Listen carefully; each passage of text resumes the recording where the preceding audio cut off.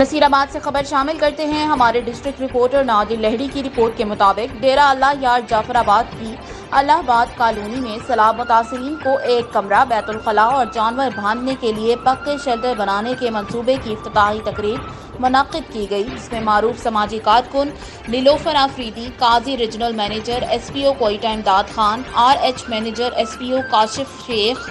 Mrs Afshan gender protection coordinator Mrs Shamina Maqsood, Ahmed Jamali colony کی community اور بیوہ خواتین نے شرکت کی۔ اس موقع سے سیلاب متاثرین خواتین کو ان کے گھر تعمیر کرنے کے لیے جاری کھدائی کے موقع پر ربن کاٹ کر افتتاح کیا گیا، جبکہ نیلوفر آفریدی قاضی نے صحافیوں سے بات چیت کرتے ہوئے بتایا کہ سیلاب سے لے کر سیلاب متاثرین کی امدادی کاموں میں مصروف ہیں اور اب پانی مکمل اتر جانے کے بعد سیلاب سے تباہ ہونے والے متاثرین کے گھروں کی بحالی کا عزم لے کر جعفر آباد کی کالونی میں متاثرین کو گھر بنا کر دیے جا رہے ہیں۔ انہوں نے کہا کہ کوئی بھی معاشرہ خواتین کو خود مختار بنانے تک ترقی کے اہداف حاصل نہیں کر سکتا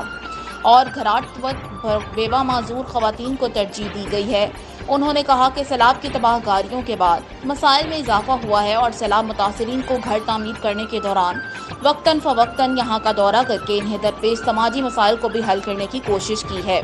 انہوں نے کہا کہ سیلاب متاثرین کے حالات دیکھ کر دل خون کے آنسو روتا ہے۔ اب بھی سیلاب متاثرین کو وبائی امراض سمیت دیگر مسائل کا سامنا ہے جسے حل کرنے کی ضرورت ہے۔ انہوں نے کہا ابتدائی طور پر 12 بیواؤں اور خصوصی افراد کو گھر بنانے کا منصوبے کا آغاز کیا گیا ہے۔ اپنی مدد آپ مخیر خضرات سے عطیات و زکوٰۃ کی مدد سے غیر سرکاری تنظیم ایس پی او کو سیلاب متاثرین کو گھر بنانے کی ذمہ داری دی اور نیلوفر آفریدی خواتین سے گھل مل کر ان کے مسائل بھی دریافت کیے۔